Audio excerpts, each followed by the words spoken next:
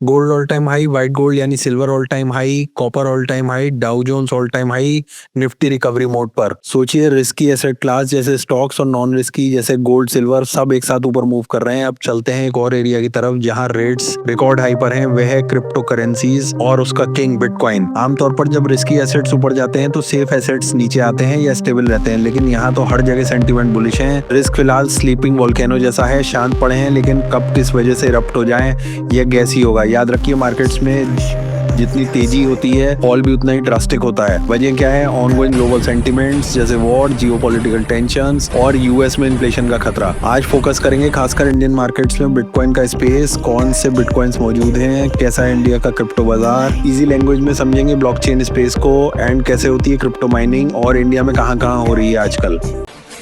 शुरू करते हैं इकोनॉमिक मॉनिटर के इस एडिशन को।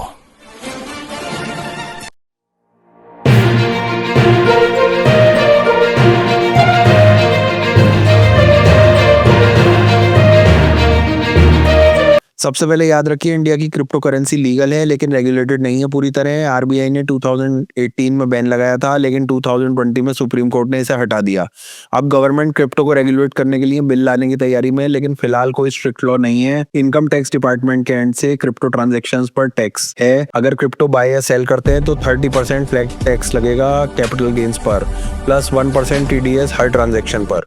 इंडिया में एक्सचेंजेस कौन कौन से हैं? WazirX, CoinDCX and ZebPay. यहाँ आप बिटकॉइन खरीद और बेच सकते हैं। गवर्नमेंट की गाइडलाइन है कि क्रिप्टो को करेंसी की तरह यूज नहीं कर सकते, मतलब पेमेंट के लिए नहीं, यह सिर्फ इन्वेस्टमेंट एसेट है। Thanks for watching Economic Monitor.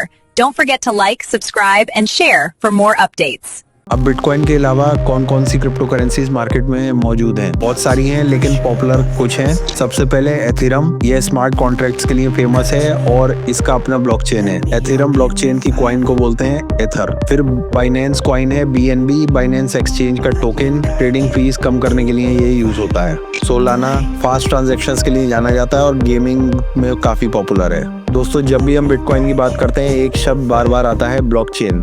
Now we will understand what is blockchain. Imagine करिए आपकी सोसाइटी RWA ऑफिस में एक मोटी रजिस्टर बुक रखी है। जब भी कोई किसी को पैसा देता है या लेता है सब लोग उसी बुक में एंट्री करते हैं। कोई भी उस बुक को बदल नहीं सकता, सबकी नजर उसी पर रहती है। ब्लॉकचेन वही रजिस्टर है पर डिजिटल और सुपर सिक्योर वर्जन। हर ट्रांजैक्शन उस बुक में लिखा जाता है। जैसे जैसे पेजेस बढ़ते हैं एक ब्लॉक बन जाता है, फिर नए पेज शुरू होते हैं और ये सारे ब्लॉक एक दूसरे से चेन की तरह जुड़े होते हैं, इसीलिए इसका नाम रखा गया है ब्लॉकचेन। इसका फायदा क्या है? कोई एक आदमी इसको नियंत्रित नहीं कर सकता। पूरी दुनिया में हजारों सुपर कंप्यूटर्स मिलकर इसकी निगरानी करते हैं। डेटा बदलना या फर्जी बनाना बहुत मुश्किल है। बिटकॉइन का पूरा सिस्टम इसी ब्लॉकचेन पर चलता है। अब बात करते हैं बिटकॉइन माइनिंग की। कैसे होती है बिटकॉइन माइनिंग?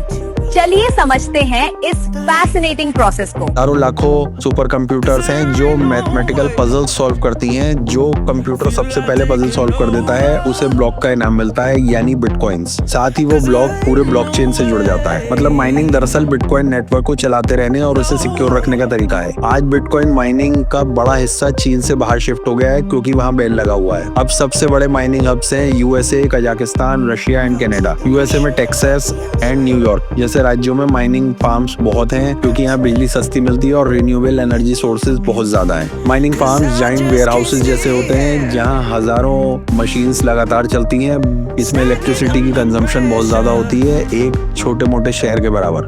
भारत में माइनिंग की स्थिति की बात करते हैं। इंडिया में माइनिंग इलीगल नहीं है, लेकिन क्लियर नियम भी नहीं है। माइनिंग से कमाया गया बिटकॉइन टैक्स के दायरे में आ जाता है, इसे इनकम माना जाता है और जैसा मैंने बताया था 30% फ्लैट टैक्सेस लगते हैं इस पर। कुछ पब्लिश रिपोर्ट की बात करें तो हरियाणा के रोहतक में और गुजरात के अहमदाबाद, सूरत, राजकोट जैसे कई प्लेसेस में प्राइवेट स्केल पर माइनिंग चल रही है। लेकिन इंडिया अभी भी ग्लोबल कंपैरिजन में बहुत छोटा है क्योंकि यहाँ इलेक्ट्रिसिटी कॉस्ट ज्यादा है और नियम क्लियर नहीं है। ट्रिपल सुप्रीम कोर्ट ने अपने एक ऑब्जर्वेशन में इस साल बोला था कि करंट लॉज जो हैं वो कम्प्लीटली ऑब्सोलीट हैं और क्रिप्टो करेंसीज को डील करने के लिए अच्छे रेगुलेशंस और स्टेप्स की जरूरत है गवर्नमेंट द्वारा। तो दोस्तों बिटकॉइन की माइनिंग और क्रिप्टो करेंसीज की माइनिंग अरबों डॉलर का कारोबार है। इंडिया इसमें धीरे धीरे कदम रख रहा है।